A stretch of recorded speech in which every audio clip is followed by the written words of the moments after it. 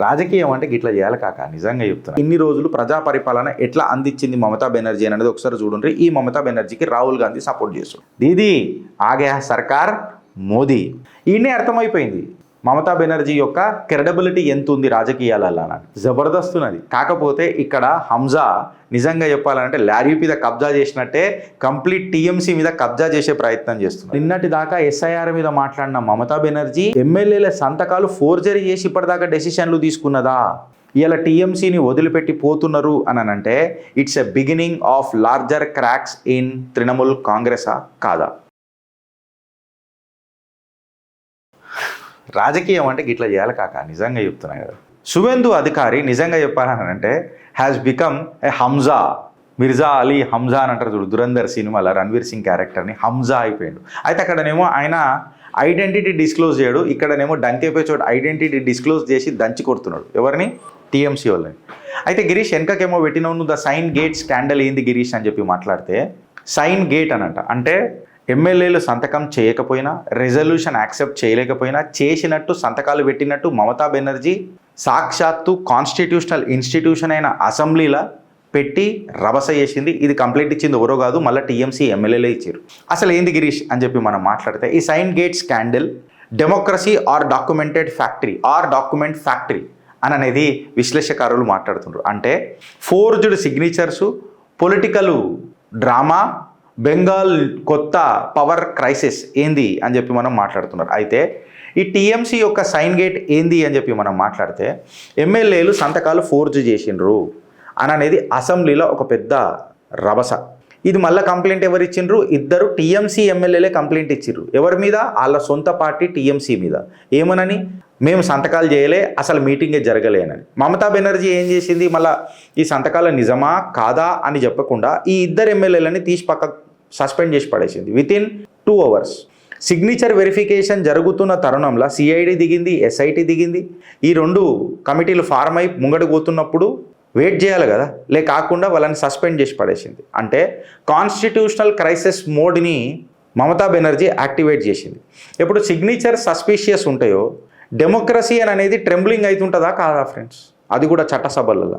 Allegation ఏంది అని చెప్పి మనం మాట్లాడితే, May 6th రోజు ఒక మీటింగ్ జరిగిందంట. ఆ May 6th రోజు జరిగిన మీటింగ్లో ఒక రెజల్యూషన్ పాస్ చేసిరట.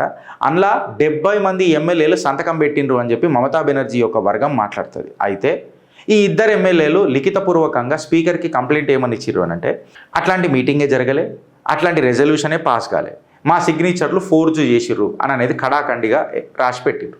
ఈ ఇద్దరు ఎమ్మెల్యే ఎవరు అని అంటే సందీపన్ సహా రితాబ్రత బెనర్జీ అనట. వీళ్ళిద్దరు పేరు. వీళ్ళు ఎవరికి కంప్లైంట్ చేసిర్రు? స్పీకర్కి చేసిండ్రు. ఏమని చేసిర్రు? టీఎంసీ యొక్క వర్జన్ని ఛాలెంజ్ చేసిండ్రు. ఫ్యాబ్రికేటెడ్ సిగ్నేచర్స్ అయినాయి, ఫ్యాబ్రికేటెడ్ పేపర్ వర్క్ జరిగిందని చెప్పి చెప్పిండ్రు. మమతా బెనర్జీ వీళ్ళిద్దరిని తీసేసింది. అంటే విజిల్ బ్లోవర్లని, రిబెల్స్లని మమతా బెనర్జీ ఏ రకంగా హ్యాండిల్ చేస్తుంది అని అంటే, ఇన్ని రోజులు ప్రజా పరిపాలన ఎట్లా అందించింది మమతా బెనర్జీ అనేది ఒకసారి చూడండి. ఈ మమతా బెనర్జీకి రాహుల్ గాంధీ సపోర్ట్ చేస్తారు. మమతా బెనర్జీ యొక్క డ్యామేజ్ కంట్రోల్ మోడ్ కాడికి తీసుకొని చూస్తే ఆమె ఏమన్నదంటే, ఈ రితబ్రత బెనర్జీ అని ఎవరైతే ఉండే చూడు, ఆయన కమ్యూనిస్ట్ బ్యాక్గ్రౌండ్, సిపిఎం బ్యాక్గ్రౌండ్ నుంచి వచ్చిన నాయకుడు. ఈయన తీసుకున్న చూడు, నేను టీఎంసీల పార్టీల వెనకటికి నేను చేసిన పెద్ద తప్పు. ఇగో మమతా బెనర్జీతో రాజకీయం చేయడం చాలా ఈజీ బ్రదర్. ఎందుకు చెప్పాలా? ఆమెను జర్ర రెచ్చగొట్టినాం అనుకో, ఉన్నాయని కక్కేస్తుంది ఆమె రాజకీయాలలో. అసలు ఆమె ఎట్లా ఇన్ని రోజులు రాజకీయాలలో పైకి వచ్చిందని అనేది నాకు ఇంతవరకు అర్థం కాలే. ఇప్పుడు నేనేమని అడుగుతున్నా అంటే, ఫోర్జరీ కమిట్ అయిందా లేదా అనేది సిట్టు పెట్టినరు, సిఐడి దిగింది. అది కాకముందే నువ్వు క్లాసిక్ క్రైసిస్ మేనేజ్మెంట్ మోడ్కి దిగిపోయినావు అని అంటే, దీదీ ఆగే సర్కార్ మోదీ.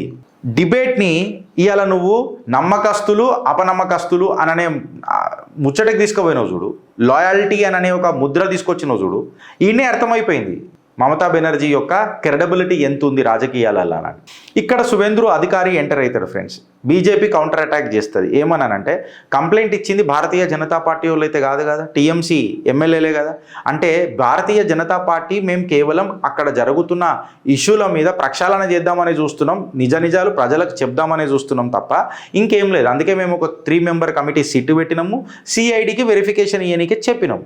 రాజకీయంగా జబర్దస్త్ ఉన్నది. కాకపోతే ఇక్కడ హంజా నిజంగా చెప్పాలంటే లారీ మీద కబ్జా చేసినట్టే కంప్లీట్ టీఎంసీ మీద కబ్జా చేసే ప్రయత్నం చేస్తున్నారు. ఎట్లా ఈ సిగ్నేచర్ అనేది వెరిఫికేషన్ బాంబ్షెల్ ఎట్లా అవుతుంది అని చెప్పి మనం మాట్లాడితే ఇన్వెస్టిగేషన్స్లలో క్లియర్ కట్గా బయటపడ్డది ఏంటంటే వీడియోగ్రఫీ, ఫోటోగ్రఫీ, సిగ్నేచర్ అథెంటికేషన్ చూస్తున్నారట. అందులో తీసినప్పుడు ఒక 2 పేర్లు బయటకు వచ్చినాయట. ఎవరెవరంటే బహారుల్ ఇస్లాం అరూప్ రాయ్, బహారుల్ ఇస్లాం అరూప్ రాయ్, ఇంకా సుభాషిష్ దాస్, ఇలా 3 పేర్లు వచ్చినాయట. ఇది ప్రూవ్ అయిందనుకో పొటెన్షియల్ ఇంప్లిఫికేషన్స్ ఏముంటాయి అని అంటే ఫోర్జరీ కేసు బుక్ అవుతుంది, క్రిమినల్ కాన్స్పిరసీ బుక్ అవుతుంది, మ్యానిపులేషన్ ఆఫ్ అసెంబ్లీ ప్రొసీజర్ల మీద వీళ్ళు గెలికిరు కాబట్టి ఈ కేసు బుక్ అవుతుంది. ఇన్ఫ్యాక్ట్ చెప్పాలనంటే నా దృష్టిలో కాన్స్టిట్యూషనల్ మిస్కండక్ట్ కూడా బుక్ అవుతాయి. దీనివి లీగల్ ఇంప్లికేషన్స్ ఉంటాయి. అయితే అక్కడ విశ్లేషించి మనం మాట్లాడితే ఇది నిజంగా పార్టీలలో కొట్లాడుకుంటారు కదా, వీళ్ళు ఒక మాట మాట్లాడతారు, దానికి విమర్శ చేస్తారు, దానికి ప్రతి విమర్శ వీళ్ళు చేస్తారు. దానికంటే పెద్దది అంటే ఒక పార్టీ ఫైట్ కంటే ఈ పంచాయతీ పెద్దది. ఎందుకు చెప్పాలన్నా ఇక్కడ అగర్ ఇది ప్రూవ్ అయితే అసెంబ్లీ డాక్యుమెంట్సే మ్యానిపులేట్ అయినాయి అని అంటే మమతా బెనర్జీ టైంలో లెజిస్లేటివ్ రికార్డ్స్ ఎన్ని నమ్మొచ్చు నమ్మలేము అనే ప్రస్తావన, రాజకీయ ఆలోచన ప్రజలలో మొదలవుతుందా కాదా? అంటే నిన్నటి దాకా ఎస్ఐఆర్ మీద మాట్లాడిన మమతా బెనర్జీ ఎమ్మెల్యేల సంతకాలు ఫోర్జరీ చేసి ఇప్పటిదాకా డెసిషన్లు తీసుకున్నదా అననే యొక్క అపనమ్మకం ప్రజలలో మొదలవుతుందా కాదా? విప్ అపాయింట్స్ని ఇక ఫ్యూచర్లో నమ్మొచ్చా అననే భయం ప్రజలలో మొదలవుతుందా కాదా? ఎందుకు అని అంటే ఇవాళది కేవలం పేపర్ వర్క్ ఉండొచ్చు, పార్టీ పేపర్ వర్క్ ఉండొచ్చు, రేపది కాన్ఫిడెన్స్ మోషన్స్కి దారితీస్తుందా తీయదా ఫ్రెండ్స్? బికాస్ ఇక్కడ ఓటింగ్ రికార్డ్స్ తుంగలు దొక్కినరు, కాన్స్టిట్యూషనల్ రెజల్యూషన్స్ని కూడా తుంగల దొక్కిరు. అందుకే అన్న ఇది పార్టీ పంచాయతీ కంటే చాలా పెద్దది. టీఎంసీ కౌంటర్ నరేటివ్ ఏమున్నది అని అంటే ఇది కంప్లీట్గా భారతీయ జనతా పార్టీ ఇంజనీరింగ్ చేసింది, డిఫెక్షన్స్ తీసుకురానికే చూస్తుంది మా టీఎంసీ పార్టీని. ఇవాళ మీరు పార్టీ సపోర్ట్ చేసినా చేయకపోయినా బహుమతి మాత్రం టీఎంసీకి అది మన భారతీయ జనతా పార్టీకి జబర్దస్త్ ఉన్నది. రితబ్రత బెనర్జీ అని ఎవరైతే ఉన్నారో కంప్లైంట్ ఇచ్చిన దాంట్లో ఆయనతోని 20 మంది ఎమ్మెల్యేలు టచ్లో ఉన్నారు అనేది ఒకటి కూడా నడుస్తున్నది. అంటే భారతీయ జనతా పార్టీ వెస్ట్ బెంగాల్లో ఆపరేషన్ లోటస్ అనే ఒక యాంగిల్ మొదలెట్టేసింది. అందుకే వీళ్ళని నేను ఎక్స్పెల్ అనే ముచ్చట కాదు ఇది. యాక్చువల్గా నడుస్తున్న పంచాయతీ ఏంది అని అంటే సంతకాలు చేసిండ్రా లేదా ఫస్ట్ దాని మీద చెప్పు. ఈ పొలిటికల్ సబ్జెక్ట్ మీద రీఇంజనీరింగ్ చేసే ప్రయత్నం చేయకు. పొలిటికల్ ఐరనీ ఏడ మొదలవుతుందని అంటే ఫ్యాక్ట్స్ కంటే ఎక్కువ ఈ మమతా బెనర్జీ డ్రామా ఎక్కువైపోయింది. ఎందుకనంటే కాన్స్టిట్యూషనల్ మొరాలిటీ గురించి మాట్లాడు మమతా అని చెప్పి మనం మాట్లాడుతుంటే ఎందుకు అని అంటే నీ సొంత పార్టీ ఎమ్మెల్యేలే ఈ డిస్ప్యూట్కి దారి తీసిండ్రు. మోరల్ గ్రౌండ్ ఏం పెట్టుకొని మాట్లాడుతున్నావు అని అంటే ఇవాళ ఒక వెస్ట్ బెంగాల్ నరేటివ్ వార్ మొదలైపోయింది. ఎట్లా టీఎంసీ ఏమంటుంది ఇది కాన్స్పిరసీ అంటుంది, అధికార పార్టీ ఏమంటుంది ఇది ఫోర్జరీ అని చెప్తుంది. పబ్లిక్ కంప్లీట్గా ఒక కన్ఫ్యూజన్ చూస్తున్నది. బెంగాల్లో ఒక పొలిటికల్ అర్త్క్వేక్ ఏంది అని అంటే ఇవాళ 80 మంది ఎమ్మెల్యేలు నాకు తెలిసి టీఎంసీకి ఉన్నారనుకుంటా if I'm not wrong. So వాళ్ళకి 2 పోయినారంటే 78 అవుతుంది. 78 అయితే ఫరక్ ఏం పడుతుంది టీఎంసీకి? ఆర్ ఈ 2 ఎమ్మెల్యేలు భారతీయ జనతా పార్టీకి వచ్చిన ఫరక్ ఏం పడుతుంది, రాకపోతే ఏం ఫరక్ పడుతుంది అని అంటే రాజకీయాలల్లో నంబర్లది సైకలాజికల్ ఇంపాక్ట్ ఉంటుంది ఫ్రెండ్స్. ఎందుకనంటే ఇంటర్నల్గా ఒక అపనమ్మకం మొదలవుతుంది, డిస్ట్రస్ట్ మొదలవుతుంది. అంటే ఇంకా ఎవరైతే 78 మంది ఎమ్మెల్యేలు ఉన్నారో whatsoever maybe the number, వాళ్ళ మధ్యలో ఒక ఫియర్ మొదలవుతుంది, భయం మొదలవుతుంది. ఈ భయం ఫ్యాక్షన్స్ దారితీస్తుంది, పార్టీల ఫ్రాక్చర్స్కి దారితీస్తుంది. మళ్ళీ దీన్ని రిబేలియన్, ఒక రిబెల్ గ్రూప్ తయారవుతుంది టీఎంసీలా అని అనాలనా, లేకపోతే అబ్సల్యూట్ క్లీనప్ ప్రోగ్రామ్ అని చెప్పాలన్నా. ఇలా టీఎంసీని వదిలిపెట్టి పోతున్నారు అని అంటే it's a beginning of larger cracks in Trinamool కాంగ్రెసా కాదా? మీ కమెంట్ రూపంలో జరా చెప్పు రిఫరెన్స్. కాన్స్టిట్యూషనల్ యాంగిల్కి ఇట్లా తీసుకొని చూస్తే డాక్యుమెంట్ సబ్మిట్ చేసిండ్రు, స్పీకర్ని మిస్లీడ్ చేస్తున్నారు, అసెంబ్లీని డిస్రప్ట్ చేస్తున్నారు, మళ్ళీ ఫోర్జరీ, ఈ ఫ్యాబ్రికేషన్ ఆఫ్ డాక్యుమెంట్స్, ఈ క్రిమినల్ కాన్స్పిరసీ, ఈ మ్యానిపులేషన్ ఏంది అని చెప్పి మనం మాట్లాడుతున్నాం. ఇలా మమతా బెనర్జీకి 2-3 ప్రశ్నలు వస్తాయి. ఏందని అంటే సిగ్నేచర్ ఫస్టా, వెరిఫై లేటరా, ఇది సైనా లేకపోతే ఫోటోషాప్ డిజైనా అని చెప్పి మమతా బెనర్జీని మాట్లాడుతున్నారు. మీటింగ్ వితౌట్ మీటింగ్స్ ఏంది మమతా? రెజల్యూషన్స్ వితౌట్ రెజల్యూషన్స్ ఏంది మమతాజీ?